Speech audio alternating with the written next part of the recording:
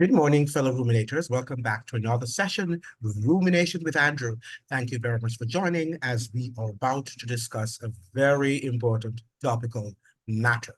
Now, this morning, we are going to look at Alexander Bedward and the rise of revivalism. That's the revivalism religion in Jamaica, and also that led to the rise of the Rastafarian movement in Jamaica, sometimes in the 1930s. Now, we're going to look at who Alexander Bedward was. Now, Alexander Bedward, he was born in, and this I'm reading this from the Wikipedia website, right? I'm not a fan of Wikipedia, but I thought that the information presented here was pretty decent. Now, Alexander Bedward, born 1848 in St. Andrew Parish, north of Kingston, Jamaica, died on November 30th, at November 8th, 1930. And he was a founder of Bedwardism. He was one of the most successful preachers of Jamaican revivalism. Along with Joseph Robert Love, Bedward was one of the forerunners of Marcus Garvey and his brand of Pan-Africanism. Now, in his early 20s, Bedward worked on the construction of the Panama Canal. Jamaican laborers were subjected to harsh working conditions before being boarded up at night in shoddy, disease-ridden shacks. In addition, white American workers were paid significantly more than their Black counterparts. This experience would have a profound effect on Bedward's later life. Now, Bedward had charisma, an acute sense of theater, a searching sense of injustice, and an unshakable faith in the righteousness of his words and deeds.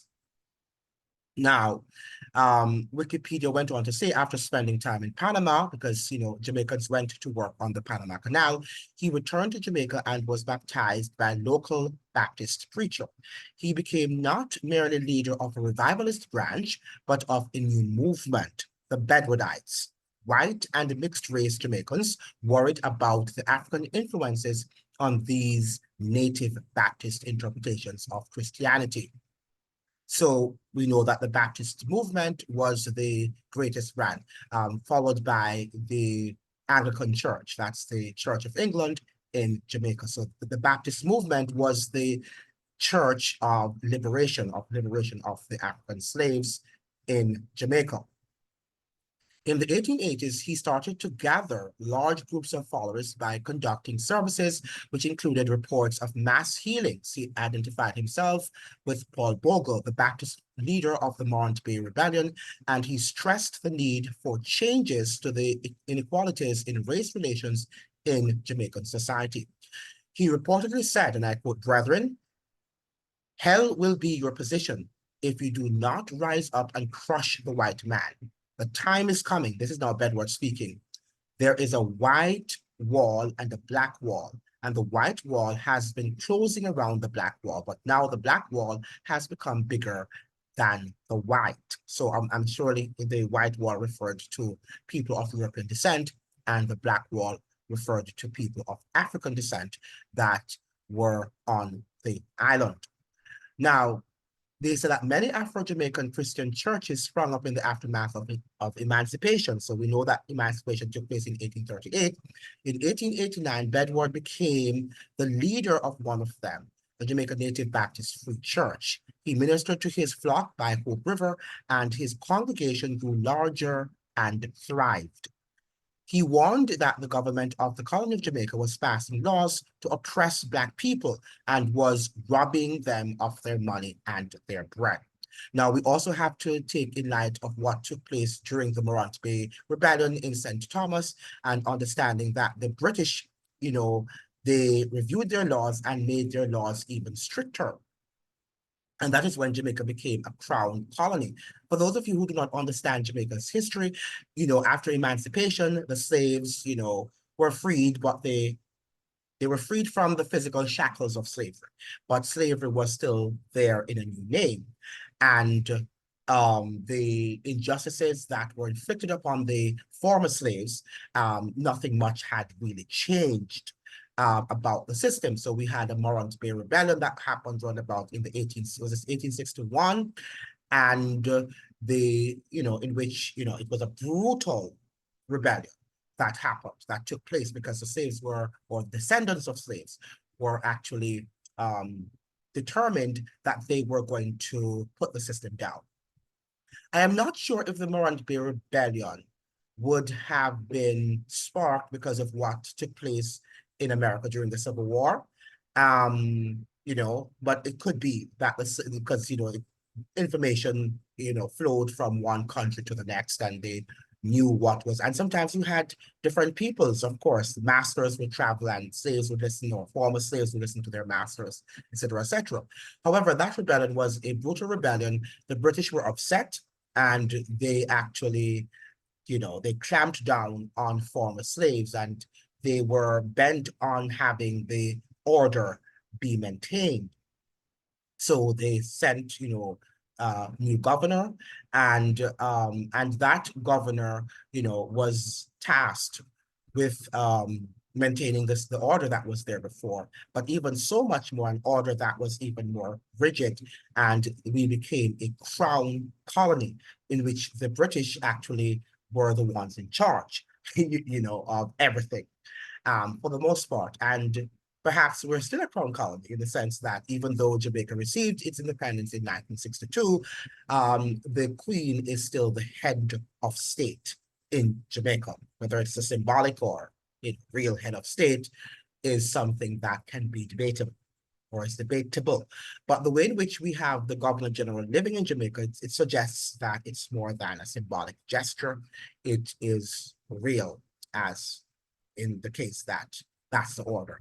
And it seems like, the order that is in Jamaica was an order that could not, or it can be changed, but it was demanded that it be not changed, that no changes be made to that order in terms of having the masses of people to be submissive to a, what should I say now, to a very minute oligarchy.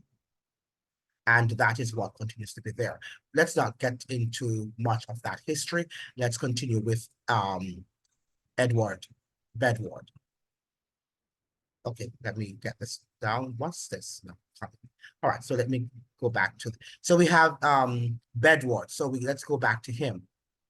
Now, what is the connection between Marcus Garvey, Garveyism, and this guy, Bedward? Later, Bedward proclaimed that he was a reincarnation of Jesus Christ, and that, like Elijah, he would ascend into heaven in a flaming chariot. He then expected to rain down fire on those that did not follow him, thereby destroying the whole world.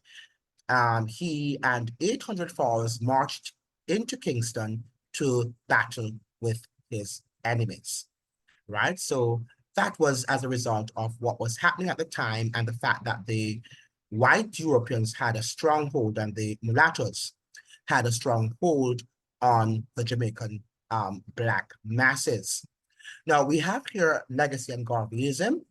His contemporary Robert Love, the inspirational advocate of racial uplift via education and political engagement, always thought Bedward to be nothing more than a skilled showman whom a historical establishment had managed to turn into a martyr. Bedwardism planted a seed from which a culture of racial consciousness grew and found its most emphatic form in Marcus Garvey and his Universal Negro Improvement Association, UNIA. I stopped there because I wanted you to have a sort of foundation. I wanted to lay the foundation in terms of what we are about to read and to make connections, because the purpose of reading is to be able to make connections. A lot of times we do not make connections because we do not have the historical foundation on which to build, right? And that is very important. One of the things when I was studying literature in school is that a lot of times children do not like literature because they do not have that foundation. We do not teach history the way how history ought to be taught. So when they're talking about the French Revolution, if they don't have a knowledge of the French Revolution, how are they going to understand A Tale of Two Cities? If you are going to understand A Tale of Two Cities, right, you have to be rooted and grounded in the facts. of the French Revolution. And then the whole book will come alive because the author, that's what he was doing.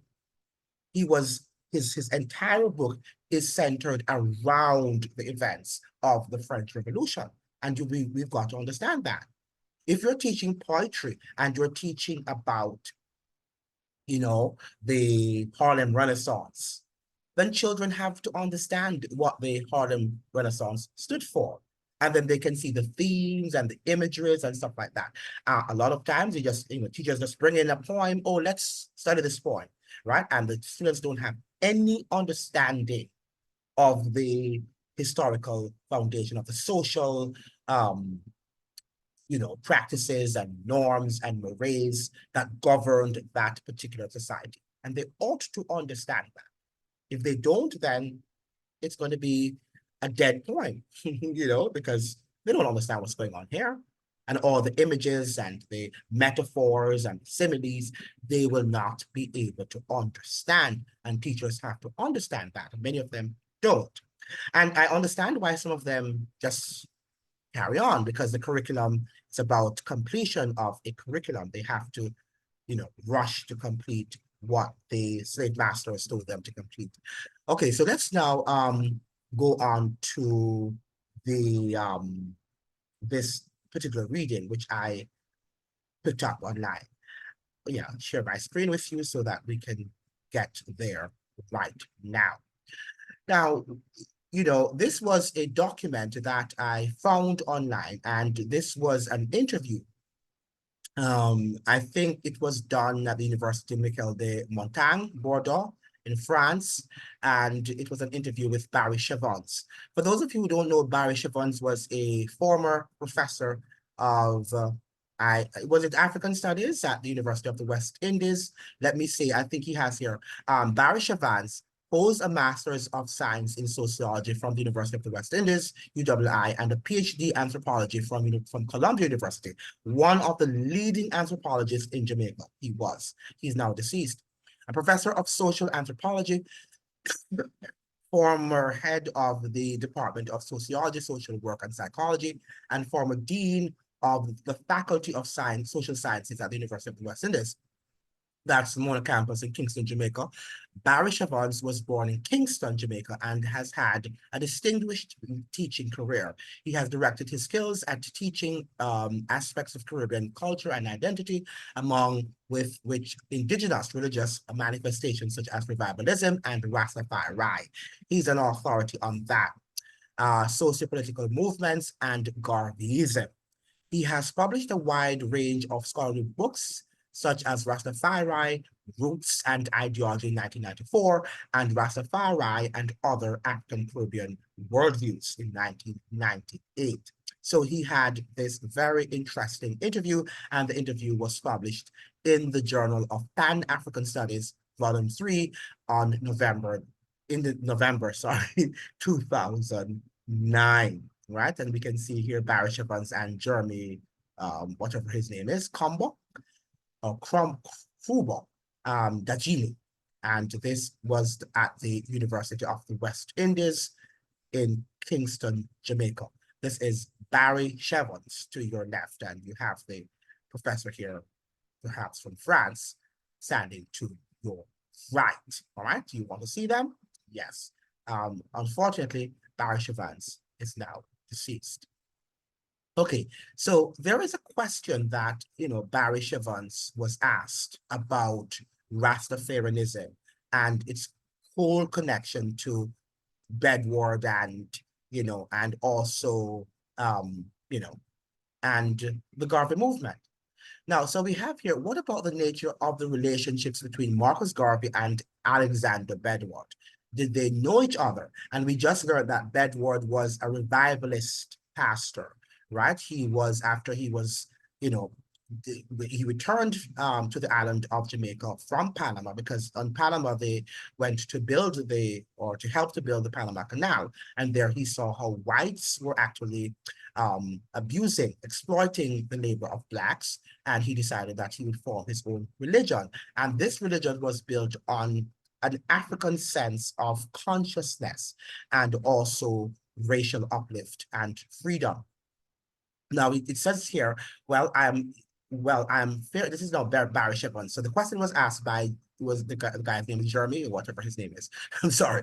What about the nature of the relationships between Marcus Garvey and Alexander Bedward? Did they know each other? And Barry Shepard is here answering the question, his answer to the question that was posed. Well, I'm fairly certain that they knew of each other, yes, but there is no evidence that they knew each other. So that is Edward Bedward and Marcus Garvey. Did they really know each other? Remember that Marcus Garvey was born in 1882, I believe. So they would have been contemporaries. And I do not think that Garvey would have arranged or subjected himself to a meeting with Bedward, right? I will tell you why. First, Garvey looked on revival as a backward, I would say religion. There's nothing here, but I would think as a backward religion. He didn't see it as a progressive religion. So Marcus Garvey did not see revivalism that so many people think is Afro-Jamaican religion and we should put some respect on its name. Marcus Mosiah Garvey did not see it as a progressive religion because there are progressive religions and there are backward religions, and we must understand that. There are progressive languages and there are backward languages too, and we must also acknowledge that. And Marcus Mosiah Garvey did so. He was more in tune to replicating a kind of European type of Christianity, but in a Black perspective, right? Because the Bible is inclusive. And, we understand that the principles outlined in the Bible are universal, but we've got to also understand that we function within our own different cultural realm. Not that we can divert away from the principles, because the principles, as I've said, are universal. So for that reason, I do not know very much that he would have attended a meeting with Bedward. Secondly, Garvey's activism and his international fame came about during the last years of Bedward. In 1921, Bedward was confined to a mental hospital where he remained until his death in 1930. So he would not have been in Jamaica. He would not have been very active in Jamaica. So Bedward and Garvey, even I'm sure they were about Africans or Black people having a strong sense of consciousness, of African consciousness. But, Garvey would not have been embracing the ideologies of Edward Bedward. Is it Bedward? Right. He would not have been doing that because the fact of the matter is that Garvey thought it was a backward religion. That's revivalism. And revivalism is still a part of the religion practiced in Jamaica. And I'm sure that that revivalist movement started in the 1880s, just about in the latter part of the 19th century, and out of which I'm sure the Rastafarian movement also came about. But in your book, Rastafari, Roots and Ideology, you say that Garvey was very influenced by Bedward. Now, this is now what Barry Shavans is saying. It is not that Garvey was influenced by Bedward. It is that many of Garveyites, people who followed Garvey, were also followers of Bedward. And that's what we have to understand. That Garvey was a movement, the Garveyites, okay? It was a movement. So you had people of different faiths and different political persuasions within that movement. It's not that because, the Rastafarians are Garveyites too, that Garvey embraced the doctrinal tenets of Rastafarianism, because as you're going to see now, he did not. I do not think very much that they would have known each other, but they would have known of each other, and they most certainly respected each other in the sense that Garvey would probably have that Garvey would probably have to respect Bedward for being a leader of people, but he would have been very critical of Bedward as being basically backward. Right? And that is sometimes true. You have to respect the person, that the person is a leader, but that his leadership might not be as progressive as you would like it to be. right? And that's what we have to understand. Sometimes we tend, again, to put history in a box and say, oh, yes, Marcus Garvey and the Rastafarianism, and they're closely aligned, and Marcus Garvey would have been a fan of Rastafarianism, and he was not. Right? Marcus Garvey believed in the Bible. In fact, he said that every Negro should read his Bible. That was one of the books that he thought Negroes, Black people, should read and to be educated and to become sophisticated in society, to be able to think. All of these Afrocentric religions that we're talking about are not progressive religions, as far as Garvey is concerned, and as far as I am concerned too. Because when you look at the history of these religions, they did not build society. They did not build civilization, including Roman Catholicism, right? That religion did not build Europe. It was when the Protestants, under that Reformation, that Europe became and started to becoming a civilized, societies, right? So or civilized continent, I should say, and I'm saying Western Europe here right now because not the entire European continent embraced the Protestant Reformation, right? And you've got to understand that. But it's not all religions are going to be able to move us to, just as the same, they're not all political movements that are progressive. I do not think communism is progressive, as they would like to show, because it has never built any civilization, but we can see where capitalism has built. Now, I'm not talking about predatory form of capitalism. I'm talking about even in the predatory form of capitalism, even that has some amount of, even though I'm not for it, I'm not for the exploitation of people, but, under communism also people are exploited, right? Under all human sort of movements and ideologies, people will be exploited because, power corrupts. Absolutely. And absolute power corrupts. Absolutely. Power always corrupts. And when you put power in the hands of a man, into the hands of a man, you can expect exploitation. Now, what happened, for example, in America, is that when the Constitution was written, that was the sort of bedrock to hold the society together against human exploitation. Of course, we see, even though it was written and it was a bedrock of protection against human power and human exploitation, it wasn't able to do so in its entirety. However, had it not been for the United States Constitution, Blacks would also not have been freed from slavery. Now, and what about Garvey's views on Rastas?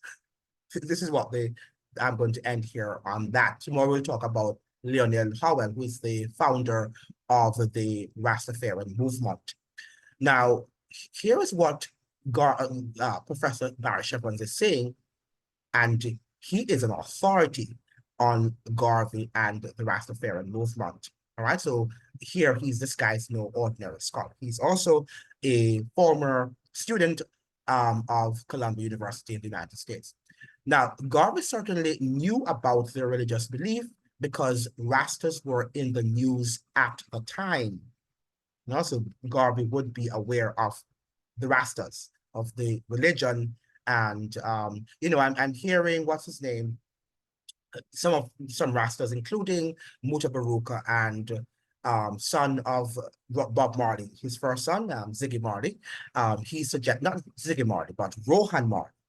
It's not Ziggy Marley, I correct myself, it's Rohan Marley. He's on record of saying that Rastafarianism is not a religion, it's a movement. But I would say it's both, because don't they hold Haile Selassie as a god?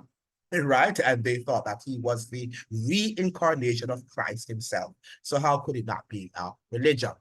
Now, and one of my informants who became a Rasta in the 1930s told me that at one of Garvey's conventions, this is what the guy is saying, the Rastas showed up and Garvey very politely told them that they could not sit themselves where they were sitting at the convention, and they had to go way down to the back. Why? because Garvey would not have believed that the emperor, which was Haile Selassie, was the Messiah. It would have been clearly out of his mind, and Garvey would have seen it as a religious cult and backward, and would not have wanted to be associated with it. However, those early Rastas were Garveyites because they believed in Garvey. They were followers of Garvey, right? Very important that you understand that. Tomorrow we'll look at the founder of the Rastafarian movement. But the purpose of making this video was to show you that Garvey would not have embraced the tenets of Rastafarianism because he knows that it is a backward religion. And to some extent, we have embraced it in Jamaica at our own peril, because right now it is all, even though everybody in Jamaica is not a Rastafarian, and contrary to popular beliefs, Rastafarianism represents a very minute part of Jamaican culture. But I must say, however, because of the embracing of this Bob Marley and reggae music, and I think we have embraced that sort of, to some extent, the tenets of Rastafarianism through that music, because the purpose of reggae music was to spread that, diffuse that religion to the world. And of course, Bob Marley would be that face of he's a pastor, as it were, the evangelist of Rastafarianism through his music, right? And the whole thinking about Jah and what Jah is going to do or what Jah is not going to do, right? Marcus Mosiah Garvey would not have been embracing such backward music. And that's perhaps one of the reasons why Jamaica is still a backward nation, because we do not want to embrace progressive elements of religion or progressive political movements or progressive social movements, right? We're just thinking that we want to go back to Africa. And this is the sort of idiotic teachings of Rastafarianism, that we're all going to go back to Africa. Now, one of the things that you have to understand about Marcus Mosiah Garvey, he wanted the best of the Black people in the Americas to go back to build Africa, not just to go back to sit down and drink marijuana and sing when reggae music hits you, you feel no pain. That is not what Marcus Garvey's intention or his idea was all about. And you've got to understand that. His mission was that the best, the most intellectual, the most able-bodied person would go back, Black person that is, to Africa to build Africa. Because that is what Europeans did after World War I and World War II. People of European descent, some of them went back. But not even so. Europe was different in the World War because many of them had the skills. They had developed a civilization and they had the skills remaining. They might not have had the economic resources, which eventually they got from the United States and in the case of World War II, right, under the Marshall Plan. But the fact of the matter is that they had the skills to build themselves. In Africa, they did not have the skills. Now, I consider Marcus Mosiah Garvey and Toussaint Louverture to have been the most progressive Black leaders in the history of the Americas, right? I'm not going to say the history of mankind because, I don't know if that is true. But I can say in the histories of America, these two men are or represent the most progressive thinkers and leaders, Black leaders that is, in the history of the Americas. I mean, people may argue with me and say, what about W. Du Bois? W. Du Bois was maybe on the intellectual side. He was, right? But not on the building side. He wasn't, right? And I think that these people, Marcus Mosiah Garvey and Toussaint Louverture, based on my reading and study of these very eminent world leaders. Now, that was what I wanted to say to you, that I'm not against the Rastafarian movement, but I must say that Rastafarianism as a religion has not built any civilization. They have not built any institution. I can't recall of a hospital or school that is in Jamaica that was built by Rastafarians. Have you? Can you locate one? I haven't. And it's not to say that you don't have intelligent, intellectual Rastafarians. You do, but you must have that rooted in the building of institutions and civilizations. And you have not built any. It's just about talk. Mutabaruka talks every day, and he makes one of the things also, people like the Mutabarukas and the Bob Marleys, they have benefited tremendously from the system of Babylon. They're not telling you how you can benefit from the Babylonian system. They're just decrying the Babylonian system to you. And I'm not suggesting that you can't preach about it. You can't say and talk about the weaknesses of this Babylonian system. And this Babylonian system refers to Western teachings and Western norms and mores and ways of doing things. But if you're benefiting from something, you've got to see what the benefits are. And that is why I respect Marcus Mosiah Garvey to this day, because he recognized, he talked about and against European exploitation. He wrote scathingly about it. He spoke about it. He critiqued it to his very death. Marcus Garvey critiqued racial exploitation, particularly by people of European descent. But he also acknowledged things that they had that were fine. But remember too that we helped them to build this civilization, right? So this civilization was not only built by so-called white European people. Blacks contributed significantly, even though we were often not recognized for our efforts, because that would sort of, it would wipe out, it would eliminate completely this ideology that Blacks are inferior. So they could not include us in a lot of, the intellectual property rights and things that we had done to build this civilization that we call Western civilization, particularly in this hemisphere. So I just wanted to know that we've got to think and stop thinking that African religions and African mores and norms are going to build us in this Western society. It is not, or they are not going to help to build us. And that is why many people of African descent, wherever you find them, are not living the most progressive lifestyle. We've got to get out of this nonsense of talking about culture in Africa, and this reflection, this constant reflection about Mama Africa. We've been here for hundreds of years, and we've got to be able to survive here.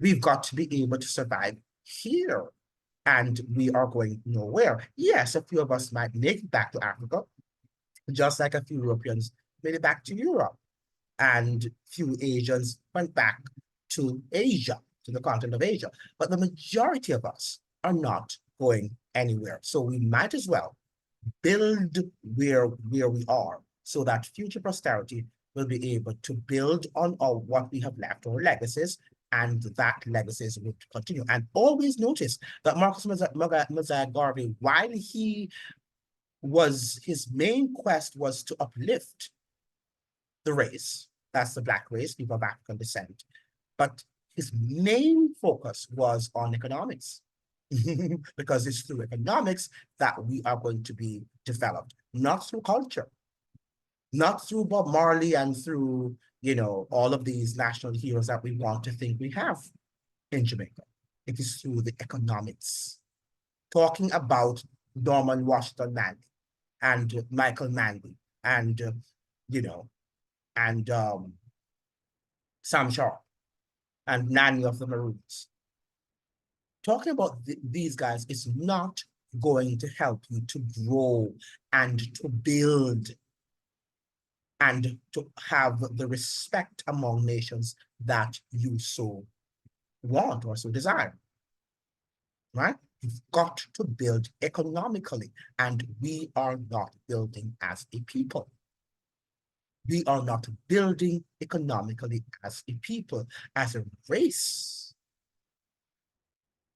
as an ethnic group. People of African descent are not building economically. We have relied for too long on people of European descent to build. And right now, people of Asian descent to build. While we just get the crumbs, right? We just accept the crumbs and we move on, and then we talk about culture and what Blacks made and did not make in history. Talking about history continuously and reflecting on how we used to live in the past will not help you to move forward. It is time now for us to reflect and stop running after culture, because culture will be rebuilt and will be built if we build strong economies. We're naturally, culturally, strong. We're, as a people, we have, strong culture. We have produced infectious cultures in the Americas. But it's now time for us to build economically.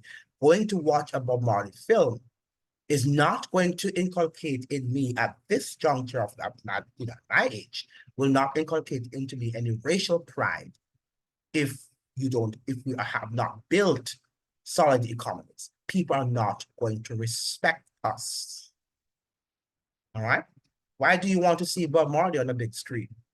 Because you think Brad Pitt respects Bob Marley?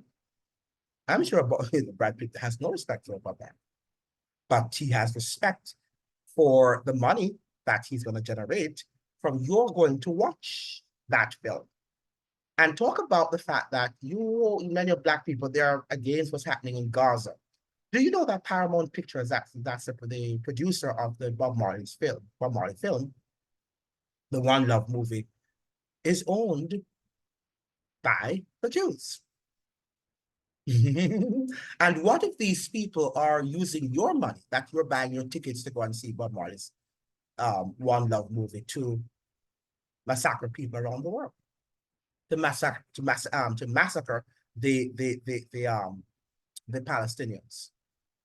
And some of you are saying no, and trying to tell your government that they should not support that war. But at the same time, you're using your money, and everything adds up, right? So you have to look carefully at societies in which you live and stop giving your money to people who are going to be enriched, who will turn around to exploit you. Thank you so much for joining. I look forward to seeing you in another video when we will discuss a very important topical matter. Please be reminded to like and to subscribe and to leave a very thoughtful, comment. See you in the next chat.